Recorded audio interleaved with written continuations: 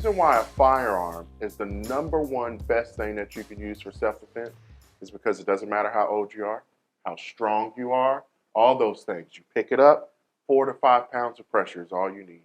It is the ultimate equalizer. You can be 95 and bedridden and still protect yourself.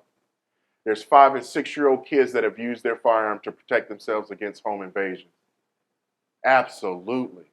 So let's explain that though, because I don't like when people just give these blanketed answers and don't articulate it. Okay, so why do we need a firearm that can shoot 30 plus rounds? I'm gonna help people understand this real quickly.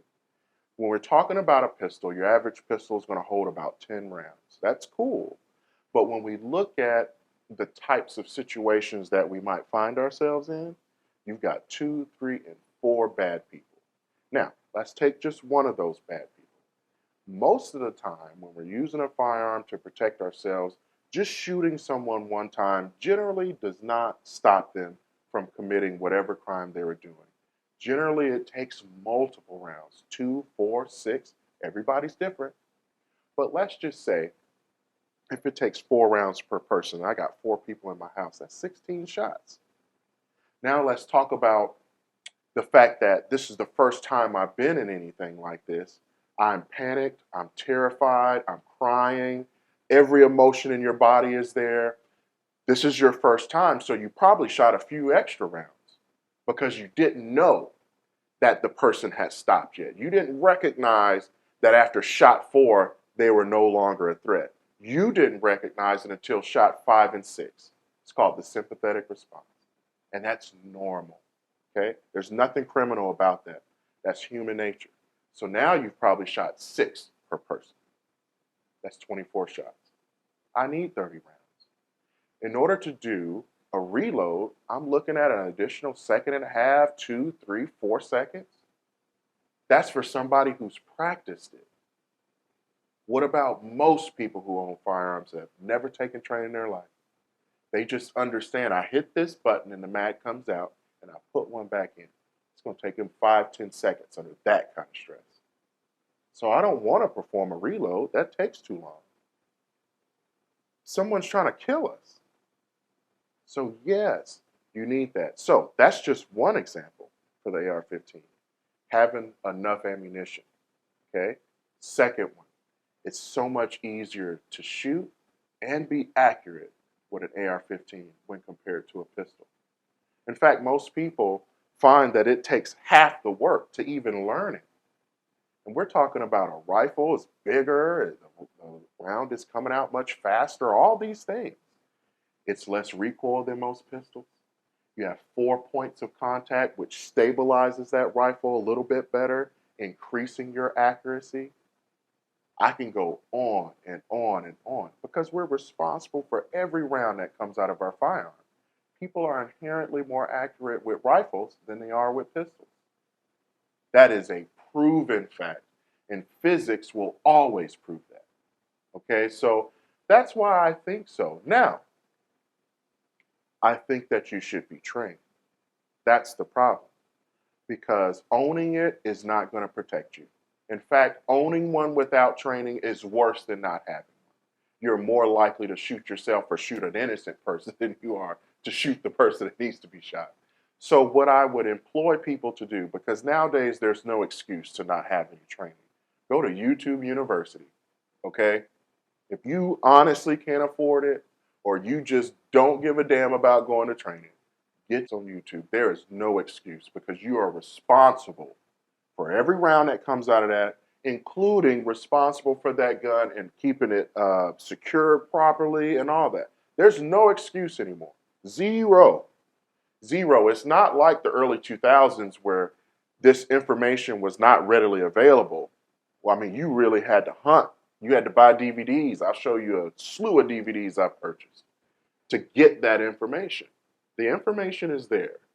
You got to get it. You got to be responsible for with this stuff because it makes us look bad, real bad when we're not responsible with it. When children or people that don't need access to these firearms have access and then they're hurting themselves with it. If you don't feel that you need an AR-15 or any firearm, don't get one.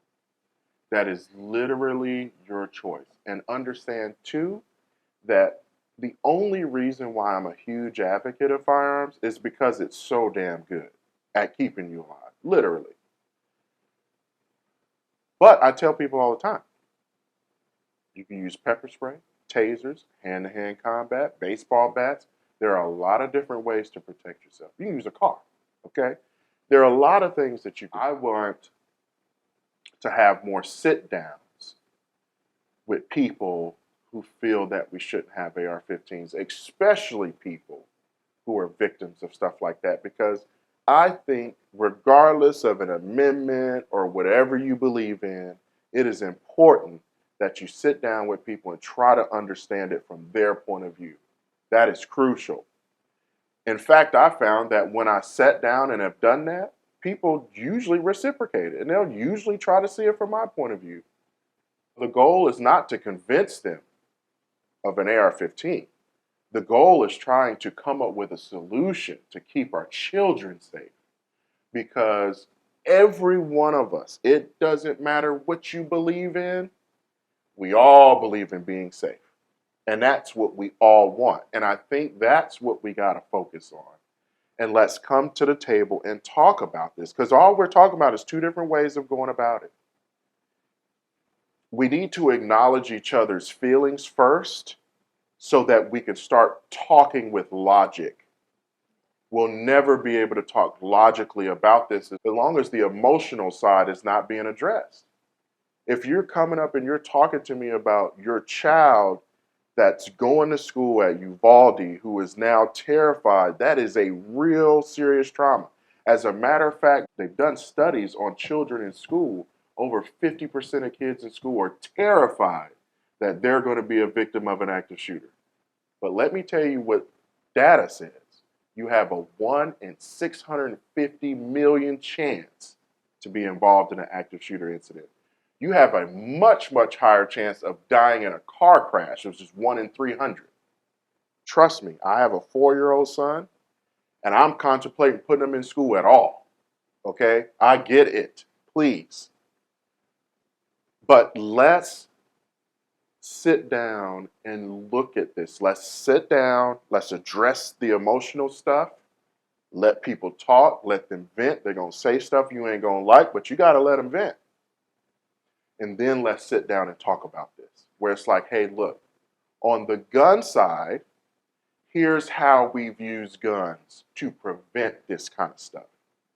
And talk about that. Because literally, guns prevent way more